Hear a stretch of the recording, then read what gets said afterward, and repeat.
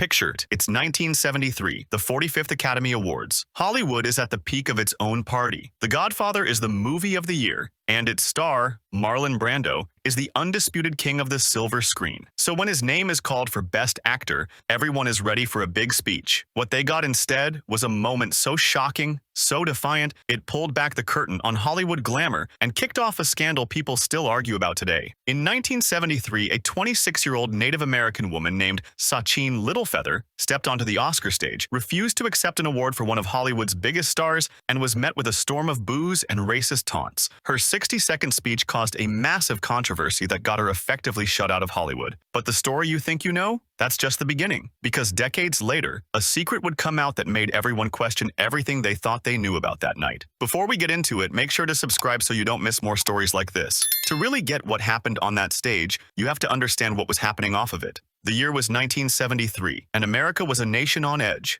Just weeks before the Oscars, on February 27th, around 200 members of the American Indian Movement, or AIM, had seized the small town of Wounded Knee on the Pine Ridge Reservation in South Dakota. Wounded Knee was already a place heavy with history. It was the site of a horrific massacre of over 300 Lakota men, women, and children by the U.S. military back in 1890. Now, in 1973, it was the site of another standoff. AM activists were protesting the U.S. government's long history of breaking treaties and the corrupt leadership of the tribal chairman, who many felt was just a puppet for the federal government. They took hostages and declared their independence. With journalists' access restricted by the government, a tense 71-day siege began, pitting armed activists against federal marshals and the FBI. It was against this backdrop of real-world protest that Hollywood gathered for its annual night of self-congratulation. Marlon Brando, who had long been a supporter of civil rights, had already decided he was boycotting. He saw the film industry as part of the problem, an institution that had spent decades profiting from cartoonish and dehumanizing stereotypes of Native American people. He wanted to use his platform to draw attention to Wounded Knee, and to do that, he needed someone to deliver the message. He found her in a young activist and aspiring actress named Sacheen Littlefeather. When Liv Ullmann and Roger Moore announced Marlon Brando as the winner for Best Actor, the camera found an empty seat. Then, a figure emerged from the wings. Sacheen Littlefeather, dressed in a traditional buckskin dress. She walked calmly to the podium and held up her hand, politely refusing the Oscar statuette from Roger Moore. A confused silence fell over the room. "Hello," she began. "My name is Sacheen Littlefeather. I'm Apache, and I am president of the National Native American Affirmative Image Committee." She then explained that Marlon Brando had asked her to be there and that he, very regretfully, cannot accept this very generous award. As she continued, her voice steady, the mood in the room started to sour. "And the reasons for this being," she said, "are the treatment of American Indians today by the film industry, and on television and movie reruns, and also with recent happenings at Wounded Knee." At the mention of Wounded Knee, the room erupted. A wave of boos, jeers, and racist catcalls echoed through the auditorium. But there was also applause from those who understood the weight of her words. Backstage, things were even more chaotic. According to Littlefeather and other witnesses, the legendary Western film star John Wayne, a man famous for playing cowboys who fought Native Americans on screen, was reportedly furious. The story goes that he flew into such a rage that he had to be held back by several security guards to stop him from storming the stage. Littlefeather had been warned by the show's producer that she had just 60 seconds before she'd be removed and possibly arrested. She finished her brief, powerful statement by saying, "I beg at this time that I have not intruded upon this evening,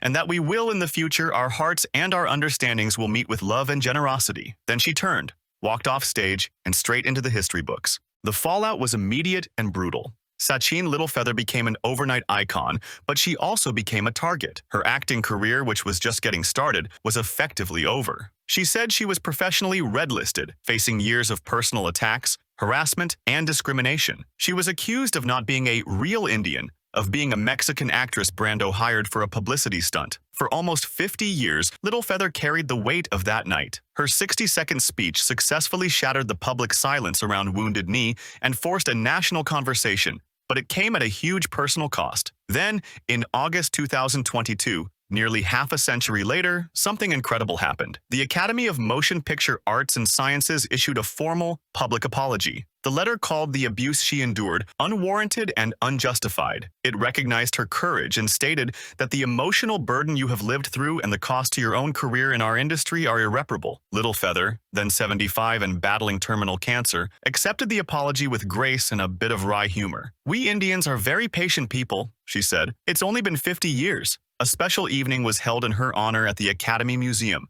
a night of healing and celebration. It seemed like a long overdue vindication, a final, triumphant chapter. But here's where the story takes a turn you won't see coming. Just weeks after the Academy's apology and her public celebration, Sacheen Littlefeather passed away on October 2, 2022. And almost immediately, a bombshell story broke that threatened to unravel her entire legacy. Her own biological sisters, Trudy Orlandi and Rosalind Cruz, came forward with a shocking claim. In an interview, they stated that their sister was a fraud. They said their family was not Native American. Their father, they explained, was of Mexican and Spanish descent, born in California. They had no known Apache or Yaqui ancestry. "It's a lie," Orlandi said in the interview. Her sister Cruz called her sister's claims disgusting to the heritage of the tribal people, and "it's just insulting to my parents." They claimed that their sister, who was born Marie Louise Cruz, had invented her native identity in the early 1970s. "She lived in a fantasy and she died in a fantasy," Cruz stated. The revelation landed like a bombshell in the communities that had revered her.